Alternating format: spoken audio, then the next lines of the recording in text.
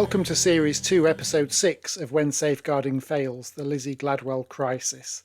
I'm Jeremy Gladwell, Lizzie's dad, and I'm telling the heartbreaking true story of how our daughter, a vulnerable young person, was taken, isolated, and subjected to coercive control, and how she was cast adrift by the agencies tasked with safeguarding.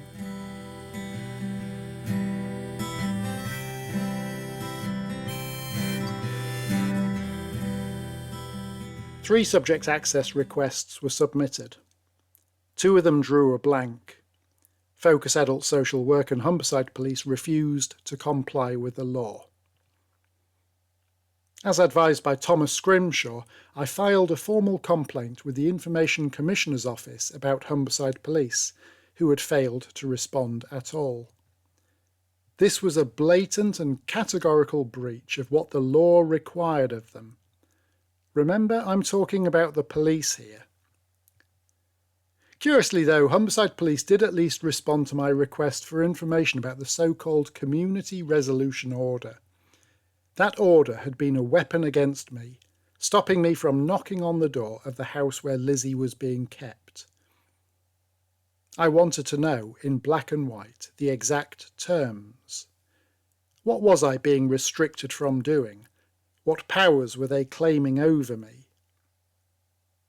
And yet it had always seemed a little odd. In March 2024, a young officer, P.C. Smith, mid-20s, turned up at our home. Alone. She came to accuse me, a man she had never met, of harassment. Of course, it was a baseless allegation, engineered by Coral to erect yet another barrier between Lizzie and her family. But P.C. Smith didn't know that. She didn't know the history, the context, Lizzie's vulnerabilities. As far as Smith was concerned, I was a dangerous man she'd been warned about. We didn't know at that stage what Coral had actually accused me of. And yet there she was, unaccompanied, entering my home, demanding my signature on an order under threat of arrest. Perhaps she had backup waiting just around the corner. Perhaps she had a taser. But it didn't look like it. It looked like a young woman walking into a stranger's house to impose an edict that she didn't understand. Jane was at home that day. But Smith couldn't have known that when she knocked. What if she had walked in to find me alone?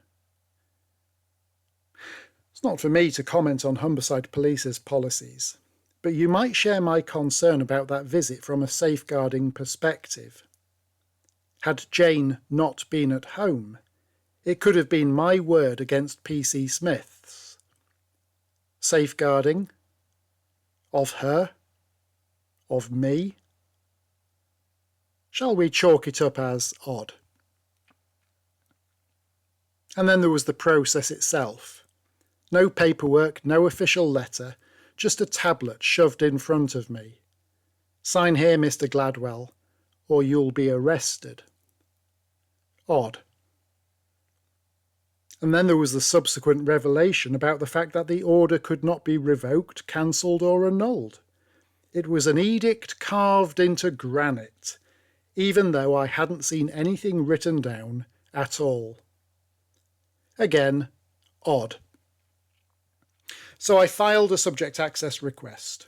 Surely the system would confirm what this community resolution order was, the basis for it, and the record for Smith's visit. I'm sure you'll appreciate why I felt increasingly uneasy about this mysterious community resolution order, and why I submitted a subject access request for more information.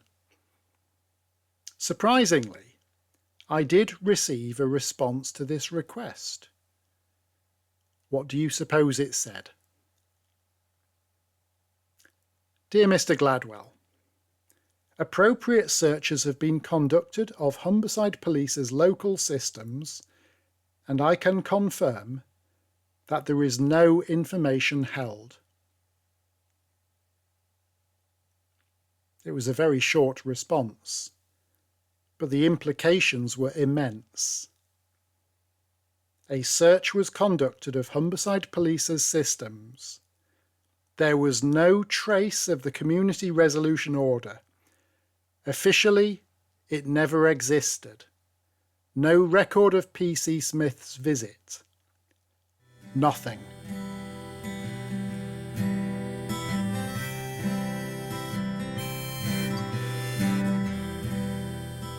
So what was I forced to sign? Was PC Smith's visit official, or was it off the record? Was she freelancing at Coral's behest? Was she a cop for hire? If the visit was official, then Humberside Police as an institution were complicit in the control and isolation of Lizzie. If it wasn't, then they had a rogue officer abusing her powers. Either way, it was chilling. Of course, there's always the possibility of incompetence rather than conspiracy. Writer Robert Hanlon once said, "Never attribute to malice that which can be adequately explained by stupidity." So this whole debacle with PC Smith and the Community Resolution Order may have been malicious intent, or it may have been mere incompetence. You decide.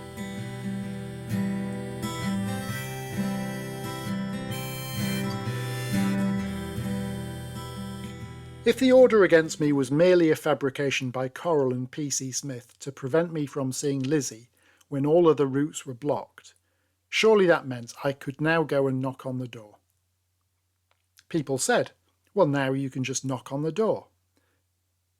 But what would that achieve? Lizzie would never be allowed to answer it. It would be Coral, or Lewis, or Nick, and the door would be slammed shut in my face.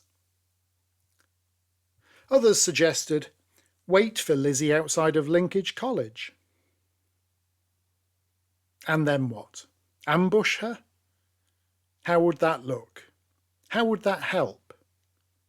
No, if this was going to be resolved, it had to be official, legal, and enforceable. And for that, the agencies, Focus Adult Social Work and Humberside Police, needed to act as partners, safeguarding Lizzie's rights, protecting her from Coral's coercion and control. And that wasn't happening. They weren't even acknowledging the abuse. Even with the revelation that the Community Resolution Order was a fabrication to keep me from my daughter, fundamentally, nothing changed. Lizzie remained cut off. It was just another layer of institutional ineptitude.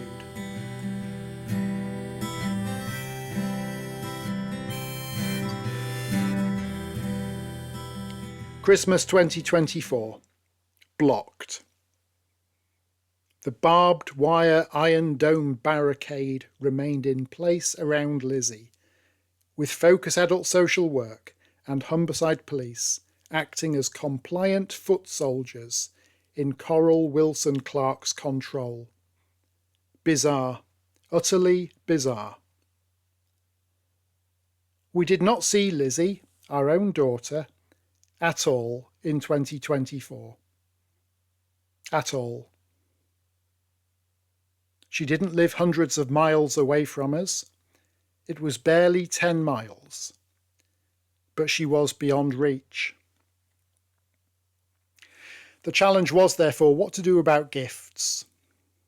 We bought some things, practical things, funny things, and I created a photo book that I knew would make her laugh. But how could I get them to her?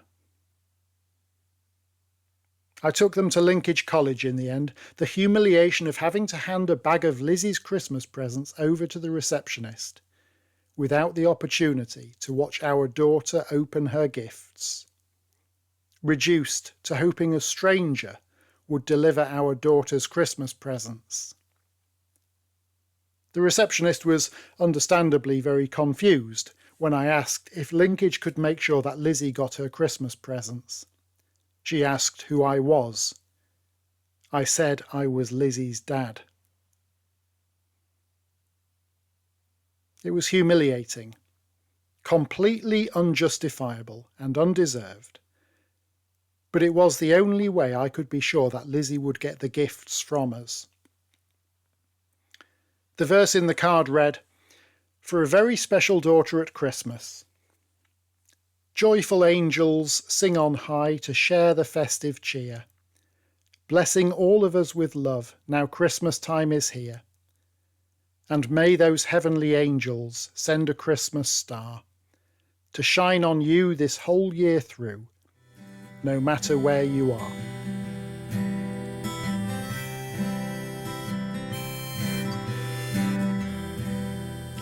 Christmas Day came. We prayed for a miracle, a text, a message, anything.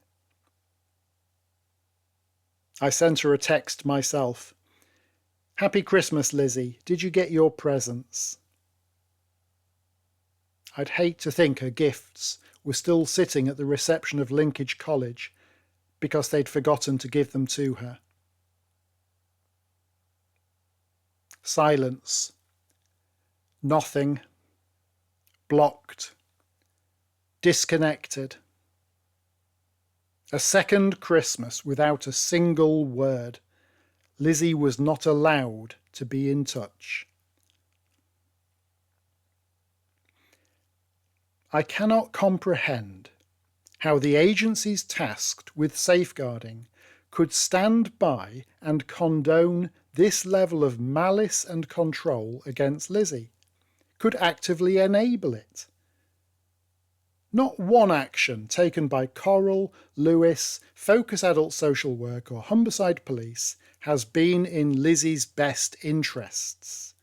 Every single decision has harmed her, and the agencies have endorsed it, defending Coral's right to inflict cruelty and suffering, to isolate, to control. It was inhumane, immoral, and illegal.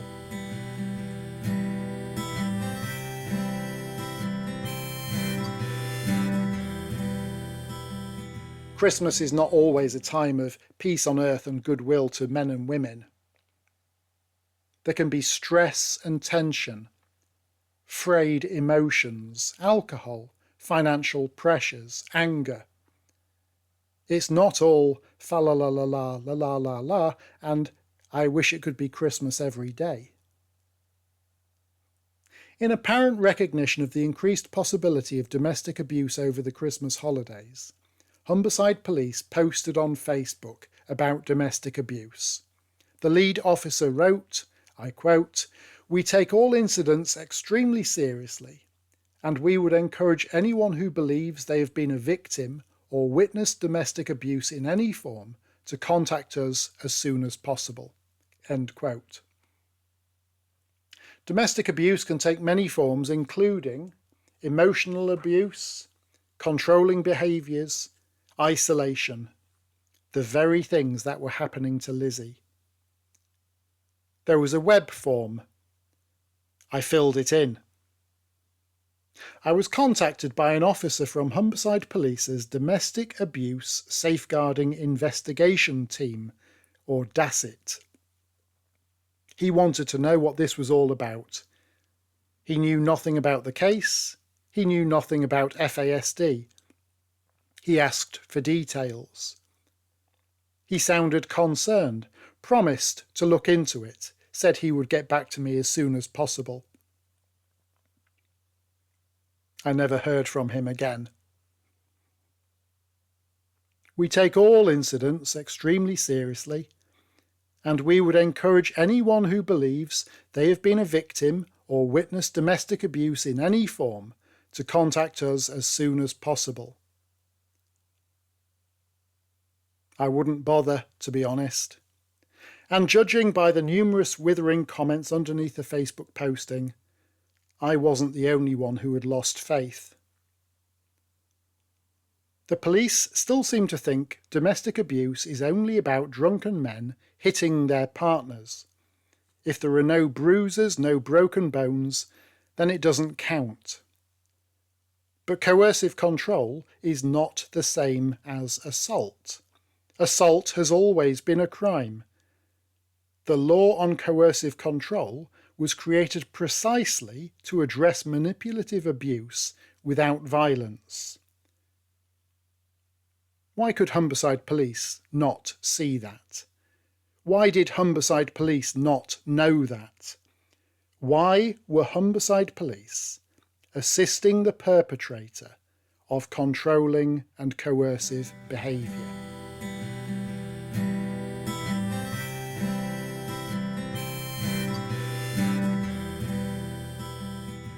There were angels and there were zombies. Angels have been a recurring theme throughout our ordeal. Jane and I feel as though we have been guarded and protected. Our constant prayer has been that angels would also guard Lizzie from lasting harm. Yet the longer this dragged on, the more we feared the deep wounds being carved into her memory, mind, and personality. Break the chains. Lord, help her to see. May angels come to set her free. Zombies stumble on, blind, indifferent, enforcing cruelty. But angels, real angels, stood with us. Maria from FASD Network UK. Julie from FASD Hub Southwest. Pam from the Rock Foundation. Lizzie's godparents, church, friends, voices of encouragement from strangers who were listening to the podcast, professional contacts with whom I had confided, you listening now. Angels are not all tinsel and halos. In the Bible, when people encountered angels, they typically fell to the ground in awe and fear, and the angel would say to the trembling person, "Do not be afraid." There were angels who saw, who recognised, who knew, angels who believed us when institutions dismissed us, angels who stood with us against negligence, against apathy, against cruelty disguised as safeguarding. Without those angels, every text, every call, every prayer, every share of our story, the practical help offered, then Jane and I would have been crushed by grief.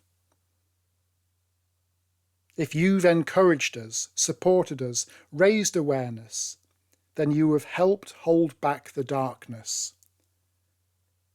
Because once the pressure lifts, once the case is closed, Lizzie is lost forever, forgotten, and we cannot allow that. Jane and I, and Lizzie's whole circle of family and friends, are so grateful to those who now understand FASD, who now recognise what coercive and controlling behaviour is and what it isn't. We are battling for change, all of us. This is not simply Jeremy Gladwell versus the system. Sometimes I feel that's how it is. But I know it's not. We are not helpless. We are not hopeless. This is about light in the darkness. It is about integrity and truth when faced with dismissal, denial, and disbelief. 2024 was a year of absence, a year of loss. We did not see our daughter once.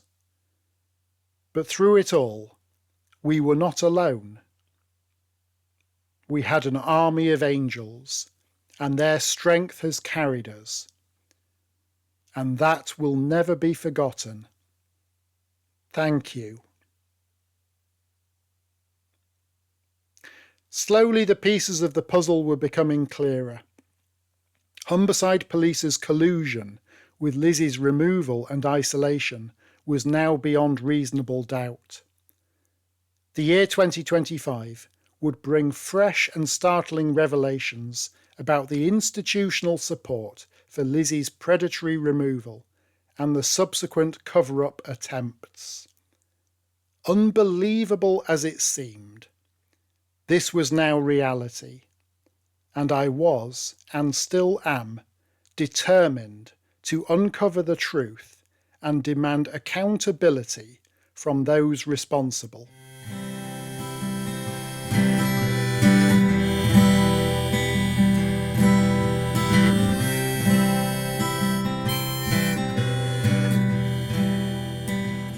Thank you so much for listening to this episode of When Safeguarding Fails, the Lizzie Gladwell Crisis. Please subscribe for updates at lizziegladwell.org.uk, share the podcast, add your voice to ours. Together we can help make sure no other young person is left so unprotected. Thank you again, and join me for the next episode.